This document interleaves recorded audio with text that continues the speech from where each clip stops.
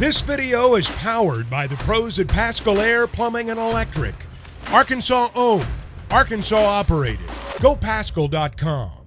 Tom, incredible divisional games this weekend, particularly in Buffalo between Kansas City and Josh Allen and the Buffalo Bills. Is Allen ever going to be able to beat Mahomes? Because this was his best chance to this point. Good morning, y'all. You know, when the Bills play the Chiefs, I can't lose because I've become a Chiefs fan living in this part of the country, and I like their franchise. But the Bills, I like their colors and I like their grit, and they're kind of like us. They get to Super Bowls, they can't win them. Their heartache from those 4 in a row that they lost is similar to our one massive heartache in losing to the Patriots. So I can relate to the Bills, and I like Josh Allen. He's scrappy, so I can't lose when those two teams play. And, yeah, he beat them in the regular season, and certainly there'll be a chance, I would think, over the years that they'll meet in the playoffs again because they're two really good franchises, although the Ravens with Lamar are going to be formidable for years to come as well. Hey, I got a kick. I saw that what you just played, the Korean broadcast of the missed field goal, but I saw it, and I'm like, oh, I want to listen to this, and I refreshed on my phone, and I couldn't go back and find it, and so it was a frustrating thing. And now I'm glad I've heard it. That's why we got it for you this morning. Well, Tommy, you kind of mentioned winning either way when the Bills and the Chiefs go at it. I would say to a certain extent, unless you're a Niners or if you're a Detroit fan, Arkansas fans kind of win either way this weekend. You've got 2 former Razorbacks, or really 5, but 2 prominent former Razorbacks. They're going to have huge parts in this weekend. I know we probably have more Niner fans than we do Detroit in this neck of the woods, but I bet Arkansas fans kind of feel that same way you do in regards to the Bills and Chiefs with a few former Hogs on the surface this Sunday. Yeah, I'm pretty excited about both matchups, and really the NFC game holds a lot of our interest because, you know, Ragnow will release and block Greenlaw from time to time, and, you know, the tush-push that Greenlaw helped stop on the 4th and 1. And by the way, I thought Jordan Love converted that.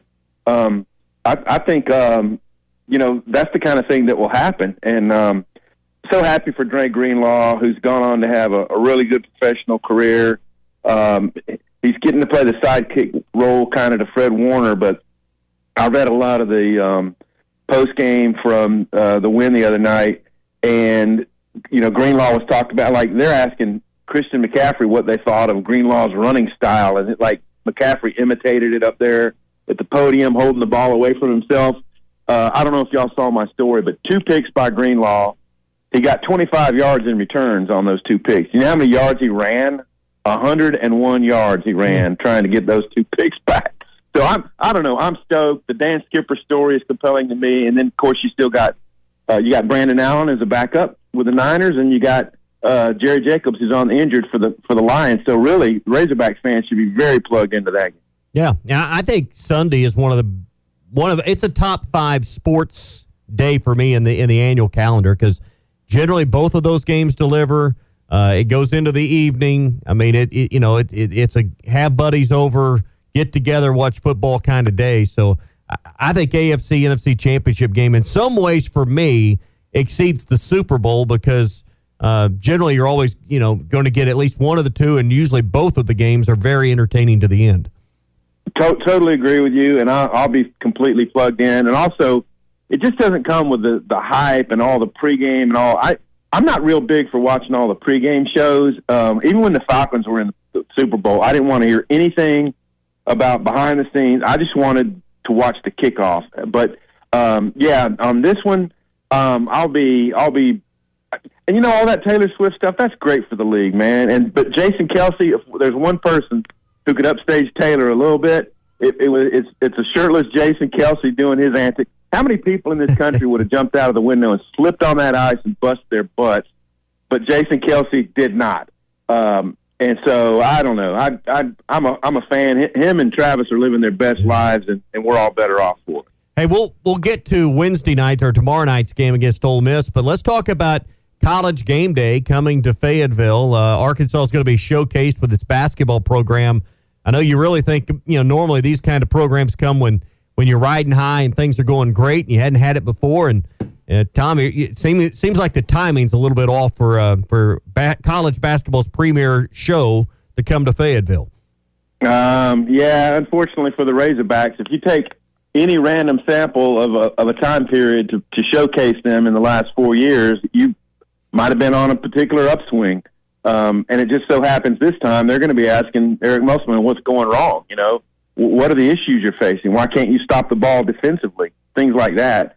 And you're going to hear a lot more about, I can't even pronounce the dude's name, the 7'2" guy, Big Z, you know, who just got ruled eligible. You're going to hear a lot more about him and about Kentucky scoring, leading the country in scoring.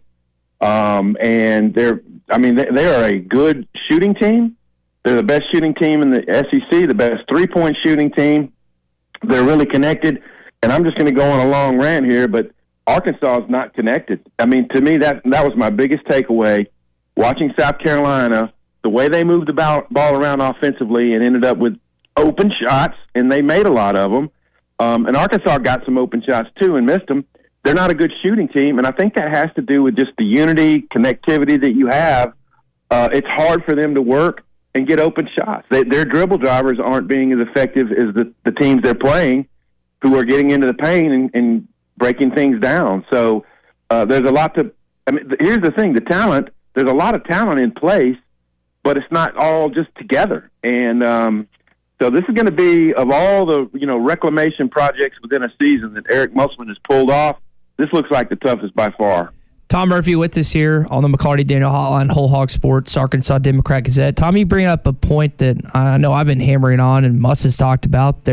Again, the dribble drives, the penetrators, it's not as plentiful. You think about Anthony Black last year, 2 years ago, is J.D. Note. I would say Jalen Tate is kind of the anomaly of that group. Jalen Harris penetrated in 4 years ago. Is there guys on the roster, Nell Ellis, Keon Minifield, Lane Blocker, Devo at times, can they become what Arkansas needs to get their offense going, or they are what they are at this point? Well, I mean, we've seen that at times, and there's some times where Ellis has been knocked off his point, and he's a little bit off balance. But, you know, when you're talking about Mason Jones and Note and those guys you just ran through, you know, these are, you know, guys who had some, sturdiness to them and all, and so they weren't bumped around as much. And so when L does it, he just got to stay on balance a little bit more. And quite often it seems he tends to shoot. But it's a particular skill to be able to drive past someone and keep your eyes, you know, your head on a pivot and looking for cutters. And what's the best option for me here? Do I shoot? Do I draw contact? Do I do a wraparound pass to an open teammate?